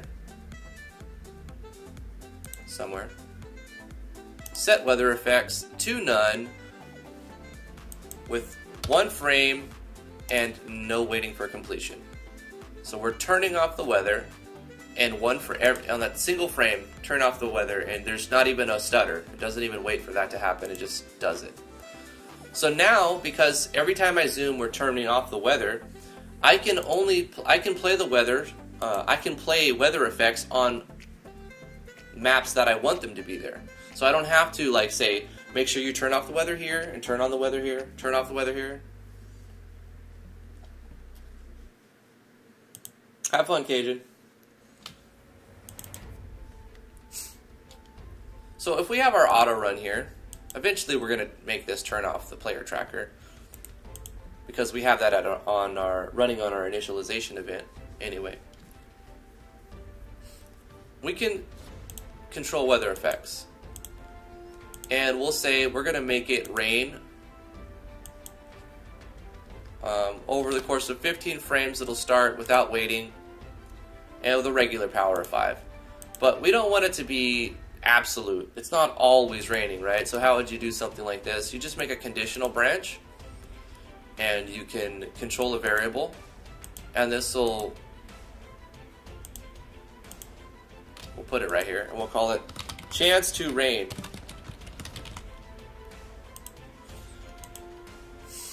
And we'll set it, we'll check to see if chance to rain is greater than equal than 50.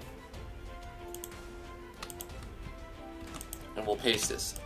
Before this, we'll do a control variables, and we'll set chance to rain variable to a random number between 1 and 100. So there's a 50% chance that it's going to rain.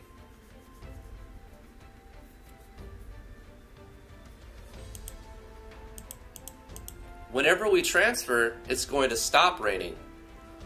But 50% of the time, it's going to start raining right after we do our transfer. So let's run this and see what happens. So it didn't run this time, the transfer. That would stop it from raining.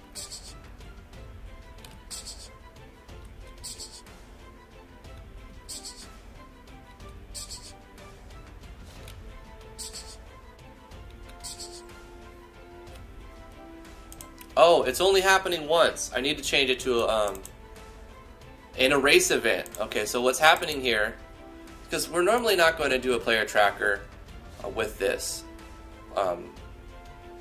Like the player tracker is going to be running already, so we don't need this to turn on the player tracker every time. So that's why I had it a self switch. It runs once, but we're going to get rid of the self switch and the second page, and what we're going to do is add a erase event. Come on, words, brain words. We're going to add an erase event to the end of this. So what's going to happen is it's going to run this, and then it's going to erase that event. We leave the map, we come back, it runs again, and then it erases it. You know, so it's like an auto run that happens, but once it does a single time through, it stops until you refresh it. So this gives us more control than a self switch, right? The self switch will have to turn off that self switch, but an erase event automatically comes back on when you enter the map again. So now this should work like we intend. Obviously, we don't need a turn on a switch inside of a thing that has an erase event. Like I said, we're going to not include that control switch. We have the tracker turned on so that we can check our location. So every time we enter, we have a 50% chance that it starts raining, or we should. Are we just getting bad coin flips? Heads or tails? Heads or tails? What we can do is change it to 100% to make sure that it's actually working right. Oh, because we're checking the wrong, we're controlling the wrong variable, guys. Okay, control chance to rain to go from 1 to 100, and then check chance to rain.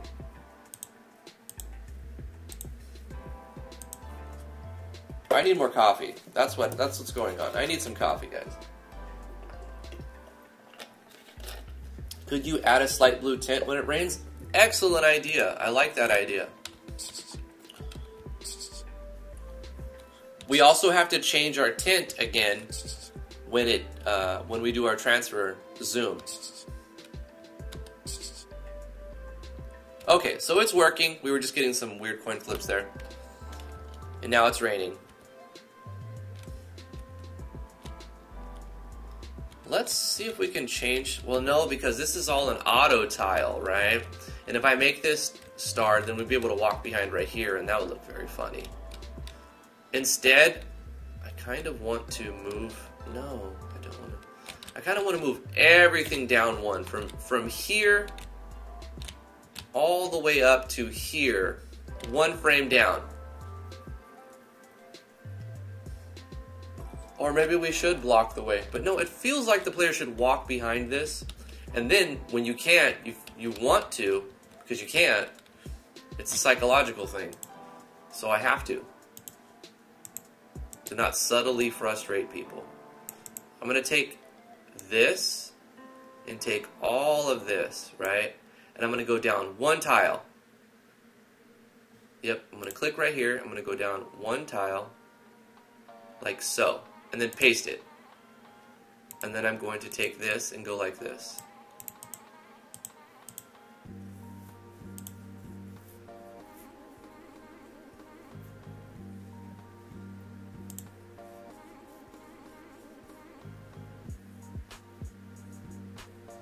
There is a top tile, and I could do that, Volpe. That's a good idea.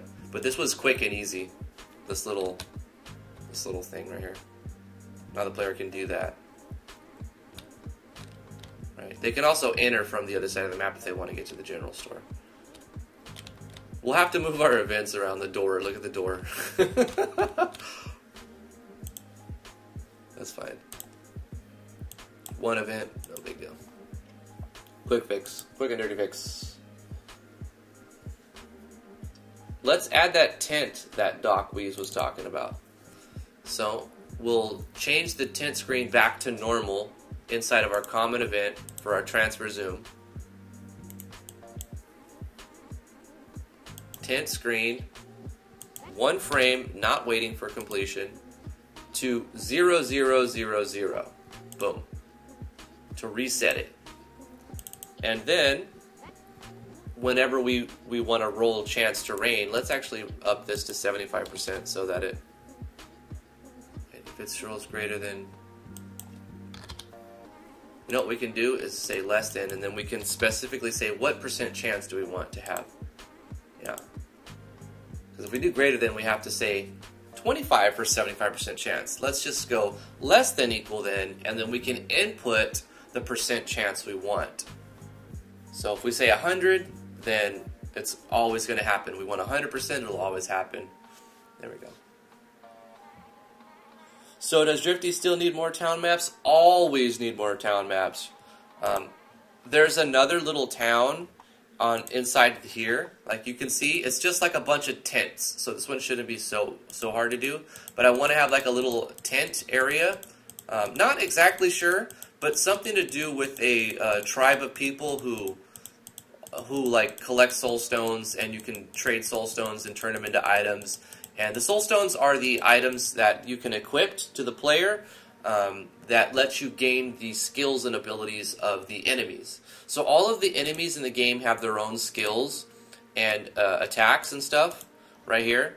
So if you look at the enemies, they don't have any default attack. Like the Haunting Memory has 3 custom abilities with custom animations and stuff. And sometimes custom action sequence, but not all of them have their own action sequence. Most of them have like the basic attack action sequence. But they all have custom skills that I've made, right? And items and whatnot. But they all have a 100% chance, except for the bosses. 1 out of 100 chance, which is a 1% chance, to drop a soul stone, which is the rare drop. We have a common, 50%, a uncommon, which is 10%, and a rare, 1% chance to drop a soul stone. The soul stone will give the player, it's an equipment, the skills for that enemy. So like you get the tunnel rat, if you get the 1 out of 100, you'll get the ability to bite like the rat, do the dirty bite, which causes like a poison state type thing, and use the dig skill, which is like a custom action sequence. Anyway, there's going to be a little mini tribe of people here, like native people here, who will take those soul stones and turn them into items, like other items. So you can destroy them, you can take the soul stone and destroy them, and then get either some form of currency. It's not all fleshed out yet, but you consume those rare drops. So it's basically just going to be like a group of natives who have like these special abilities to manipulate soul stones. So I need a little town. Technically it's a town for that map. I'm still drawing interiors for this little port town. I have a tower, which doesn't need to have very much. It just needs to be something with a light tower, you know, right here. Camel God just subscribed. Thank you so much for subscribing. I appreciate that, Camel God. And down here is where we're going to create a bigger port town. So imagine this map. Imagine this map. Where is it at? No, hold on. Imagine a place that you will eventually see. This map on steroids, right? So it's going to be a port town where instead of building boats, they build massive ships. So I need a bigger port. The biggest town yet is going to be right here on the second island. So you get here after you harvest enough wood to have this guy build you a boat. And then you get the boat, and then you sail down here to the second island. And then you get to the big port town somewhere over here on this island. And you also will have other resource nodes and another cave node here and another cave node here. And so you'll keep expanding the simulation aspect of this. And so I need a huge town. Not like, okay, maybe not huge, but a lot bigger. Bigger than this first town. This is like a medium, small size town. And then I have this other little tiny port, like not even a town. It's just three houses. And then we have a one that's bigger than both of these. So I would say I need several towns, and this is just in the near future, right? In the later on, Enchilada Preston is now following. Thank you so much for the follow. Appreciate that. We're going to have an AI that's controlling a similar set of 2 or 3 islands inside the bottom right corner of the map. So your opponent, right, your lose condition here is you're going to have an island here, here, and another one here. Something like right over here, where an AI is going to start controlling nodes, and you cannot, after a certain point, I think I'll just have it a timer. So after a certain amount of time has passed in the game, this is how I can gauge the difficulty. If I want to set it to easy, then I'll just allow more time for them to take until they take stuff. But then you'll have your opponent taking over different things. And because I put it to a timer, I'll be able to tell how much resources your opponent has accumulated. So it'll be easy to understand how strong to make them. It's just based on how long the game has been going. If you, not exactly how long the game has been running, but how many frames have passed. Sleepy-O Machine is now following on Twitch. I really appreciate that. I like how you guys are coming from YouTube and helping my Twitch channel grow. Thank you so much for that. So by checking how many frames that has passed in the game, not including the time spent in battles, because timers stop in battles, and not including the time spent inside the main menu. Like, you press escape and you have like all of your items and status and all that. Time basically freezes. Now, the game clock will continue to run, and it'll say that you've played for a certain amount of time, but the parallel processes are actually paused. So if you want to, if you got to go pee, you press escape, and the enemy is not getting better while you're taking a leak, right? The enemy, you're going to eat dinner, you don't want to close the game, you can just hit escape or get into a battle and wait, because it's, you're not going to die in battle. It'll just wait for your input. So that's how you would pause the game. Also, if you don't do that, then you will eventually starve, right? Your players have to eat, but it's very lenient. You have 10 minutes before you have to like interact with things, and after 10 minutes you'll game over. So the lose condition is basically let your people starve. Or Oberzine is now following. Thank you so much, Oberzine. Or let your opponent take over the world. So if you just kind of like play through the game, eventually you're not going to necessarily lose from him taking everything or her taking everything, but you're going to make the game continually harder and harder and harder the more like you just kind of wait around without doing things, because they're going to get more of the resources. And then instead of just paying 1,000 coins to take over them, you'll have to pay like 10, 20,000 coins to buy them out for the same thing, right? And also it will add to more, like we'll say, net worth of your opponent. And then towards the end of the game, if you decide to defeat the boss militarily, their net worth will determine how strong they are. So you can come up against a brick wall at the end of the game, where, of course, I'm not going to put a level limit on the player, so you're going to eventually be able to win. But it can be hard if you, say you neglect the battle parts of the game, and then try to win militarily after a long game. Long being a few hours. It's going to be hard. But you can win the game diplomatically. You can negotiate a victory condition. I don't have that fully mapped out, right? But I have an idea of negotiating a victory condition. Your webcam is unsynced with your brilliant voiceover. Oh, that's unfortunate. Is it really bad? 1, 2, 3, 4, 5. Am I really, really delayed? It's just a little bit, I hope. Daz Varinka. Varence. Thank you so much for letting me know. Sync looks fine. It's a little off. I can see what he's talking about. 1, 2, 3, 4, 5. It's like yeah, there's like some milliseconds in there. But anyway, yeah. So you can either win militarily, you can win diplomatically, or you can just basically buy everything your opponent has taken over if you find some way. That's on Twitch, not on YouTube. So on Twitch, it's a little desynced a little bit, but not on YouTube. That's good to know. I like to see the comparisons between what's better, Twitch or YouTube. I think if you have both of them up, then they're not timed the same. I think Twitch has less delay. So if you're listening on Twitch and watching on YouTube, you're going to see a desync there. Mute one of them, right? If you have them both running, mute one of them. Varinka? I didn't say Varinka, did I? I said Varinsa? No, I did say Varinka. Sorry about that. It's really dark blue on black for this layout for me right here. So it's kind of hard to read. Das Varins. How do you spell it? How do you say it phonetically? Can you spell it phonetically for me? I'm sorry. I butcher names. I'm good at that. But anyway, what I was saying, you got 3 victory conditions: diplomatic, military, or economic way to win the game. Of course, New Game Plus, you beat the game, you can keep playing and amassing wealth. What you'll do at that point, I'm not sure. Eventually, you'll be able to marry somebody. Even if you're a toaster, you can marry, and you can have kids. It doesn't matter if you choose the male start, the female start, or the battle toaster start. I'm going to allow it mechanically in the game. Don't worry about logic. There's a lot of things that doesn't make sense logically in the game.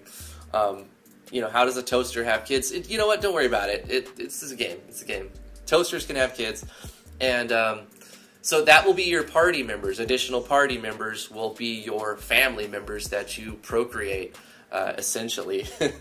But that's not the only party members. There's going to be other party members. You'll only be able to have 4 at one time, because I mean, it just makes sense. It's kind of easier to manage that way.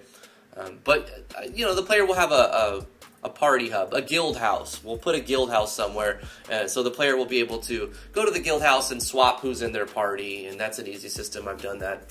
I made a tutorial on that 2 years ago. Basically, Spore and Harvest Moon meet Octopath Traveler. I mean, those are some big names. I hope so, Mushri. That's the idea, but it's not going to be very long. I think a few hours is realistically what we're looking at with replayability, right? Let's beat it militarily this time. Let's beat it with economic by buying everything this time. It's magic. I ain't got to explain. Magic is how 2 men can have kids and how 2 women can have kids. Exactly. That's how I explained it in my world too. Fair enough. Fair enough. So we've got this icy island that we'll put something on. We've got little glaciers. We've got Broken Heart Isle over here. If you choose to not marry and have kids, you'll have access to this island. I haven't really done anything with it. It's just a concept at this point.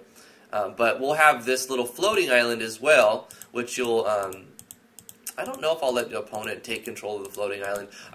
It's going to be...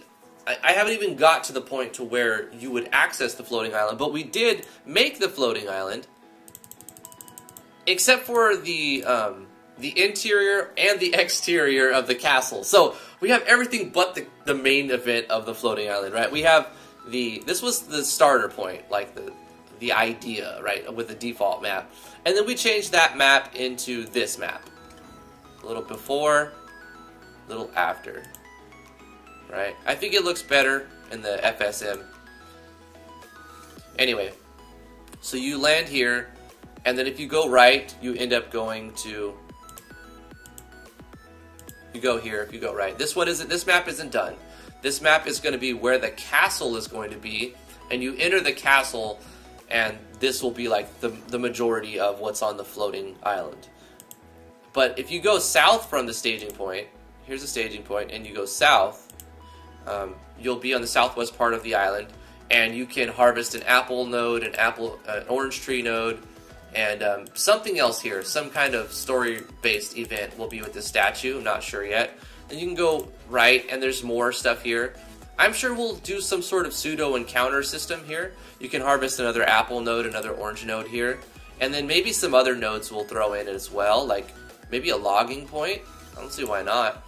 And then the floating castle will have like more stuff like vendors and trade hubs. But in order to get here, you need the airship, in which I haven't even really fully fleshed out how the player is going to get the airship, right?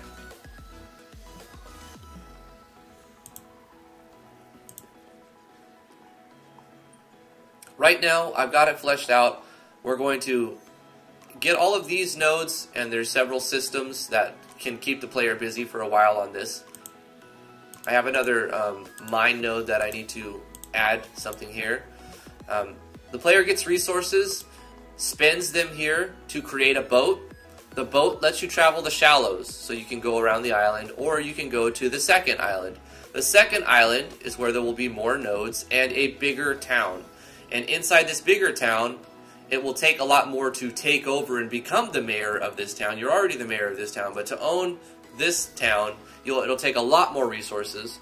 And this town will be where there'll be nodes for higher quality wood here, which is used to generate a ship. Not just a boat, but a ship. So from this point on, you'll have access to the ship, which will let you sail in the open ocean. And then you'll have access to fly, or go around, not fly yet, but go to any island that's not completely blocked off, right? And a lot of islands will be blocked off with like surrounding mountains to stop the player from getting there yet. Just a way to gate the player, right? And that way I can require the player have an airship to get there. Otherwise I can just sail there.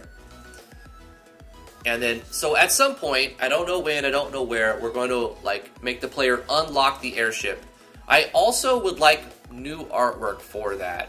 I'm using the defaults right now, which they're not final. I'm not going to use these three things. I would like a new boat vehicle image, a new ship vehicle image, and a new airship vehicle image. At this point, I don't have them, but I'm going to keep an eye out for them and maybe make them. That's going to be a tall order, but I don't see why we couldn't do it, right? We just do it in Sprite like we've done several other things. But if you would like to support what I do here on this channel, we're going to end the live stream in just a few minutes. Thank you so much for coming, everybody. I really appreciate it. We had a good stream today. I hope everybody has a good vacation, holidays, whatever you celebrate. Happy holidays. Merry Christmas for those who celebrate Christmas and all of that stuff. If you would like to support what I do, I have a Patreon page, patreon.com/driftwoodgaming, twitch.tv/driftwoodgaming if you would like to follow there. Subscribe to the YouTube channel, youtube.com/driftwoodgamingmv.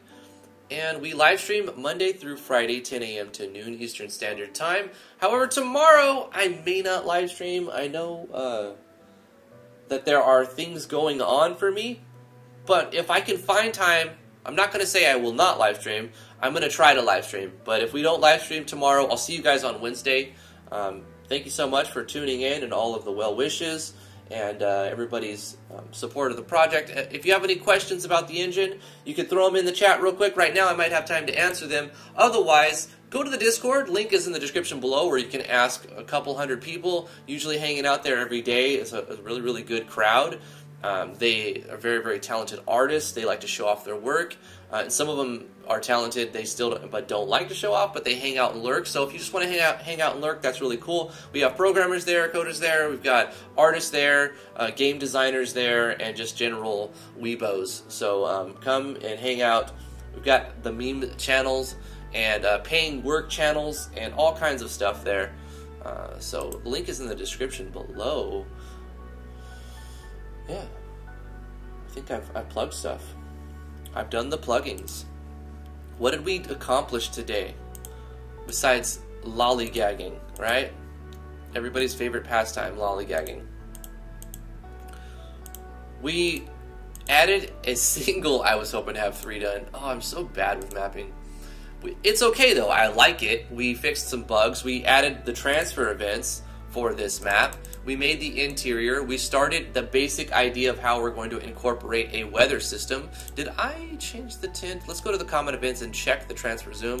I did set the tent screen, so We don't have to go through every transfer event on every map and make sure that we change the tint screen and the weather. We handle that with the transfer zoom, and then we make sure that every transfer event is using the common event transfer zoom. So we just call the common event when we do our transfer events. We can change one thing and we change all of our transfer events, right? So we're shutting off the weather, we're tinting the screen back to normal whenever we do any transfer event, and then we can specifically say how we want this map to handle.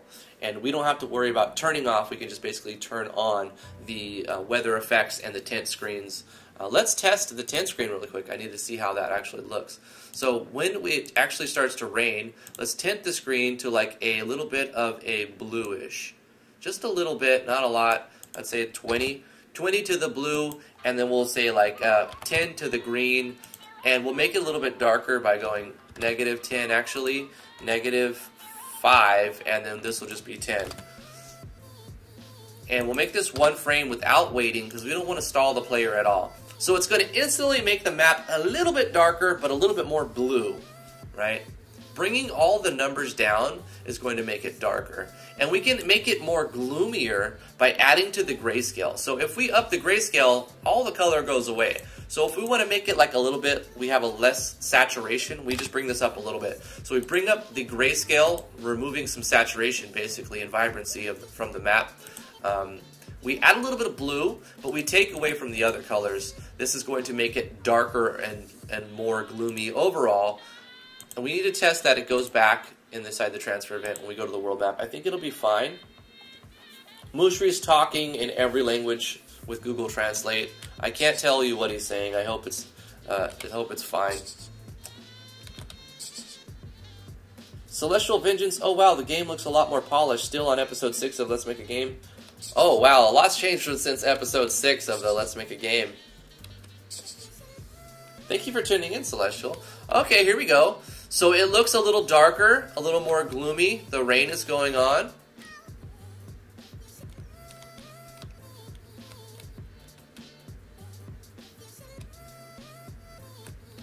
And when we transfer to the world, it gets brighter and the weather goes away. And it's darker, a little more blue. I think it's a good mix of color there. But it doesn't always happen, right? So it won't always be raining, which makes sense. This isn't Zozo. It's not always raining over the town of Zozo. I think I'm going to let the Patreon backers name all of the towns when we get closer to the end of the game. Instead of just like Port Town, it'll be like the name of whatever a Patreon backer decides. Maybe I'll auction off the names of towns for like a few bucks each town or whatever. I'm sure people will like that, and it will help finish the project. See, I haven't had to do a Kickstarter for this project. I've been self-funding it basically based off of Patreon donations and donations from live streaming the project. So that's how I'm funding the project. I don't have all the funding for like paying people to do stuff. I have the funding to pay myself to do things. So towards the end of the game, I might throw some money at it if I have it, and depending on how well everything goes, to get some final like good busts for the like artwork and stuff. I want to make my own music for it too, but I will probably maybe pay some musicians, some composers to make it make a few tracks or something for the project. Because good music also makes the game a lot better, and I know that. And I could also put the soundtrack up for sale for like, you know, a quarter of whatever the price of the project is going to be. Probably like $10 to $15 for it on Steam. We're talking probably a while from now, several months to a year from now. Guys, I got it in the live stream. Thank you so much for coming to the live stream. T says, I added flashes for fireworks once, and then I realized it was a seizure hazard. Yeah, you got to be careful with screen flashes, because if people who have epilepsy can go through epileptic seizure. So I stay away from screen flashes. I would like to incorporate a colorblind mode, but I'm not sure how to even put that in a game yet. I mean, nowadays it's something you want to put in for people with color blindness. So I'm going to try to do stuff like that. Quality of life things towards the end, as many things as I can possibly get in the game. Am I a full-time game dev or working a part-time job? I have part-time jobs. But luckily they give me plenty of free time to be... I spend more time with my game dev, YouTube channel, Twitch stuff, live streaming, than I do gardening and other stuff too, so...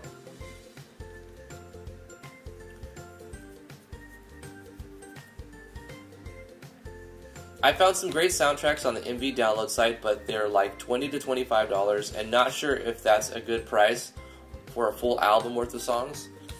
It depends, really. You know, are the songs going to match what you want? That's not a lot. That's not a high price. But how used are they already? Because you can't resell that, right? You can't sell that as a soundtrack to your game.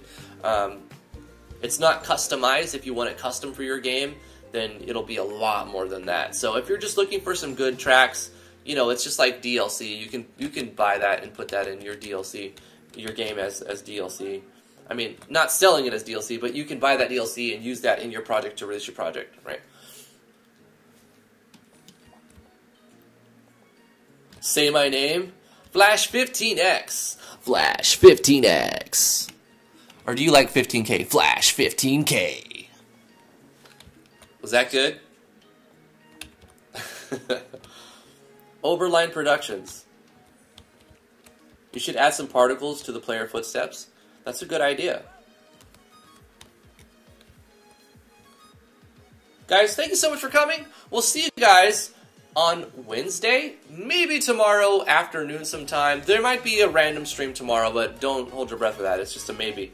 But we'll stream usually 10 a.m. to noon Eastern Standard Time every Monday through Friday.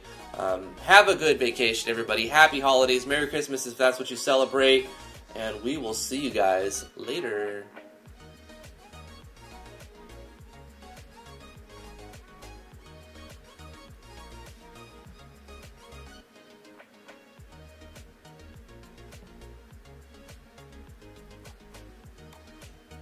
You too, Celestial.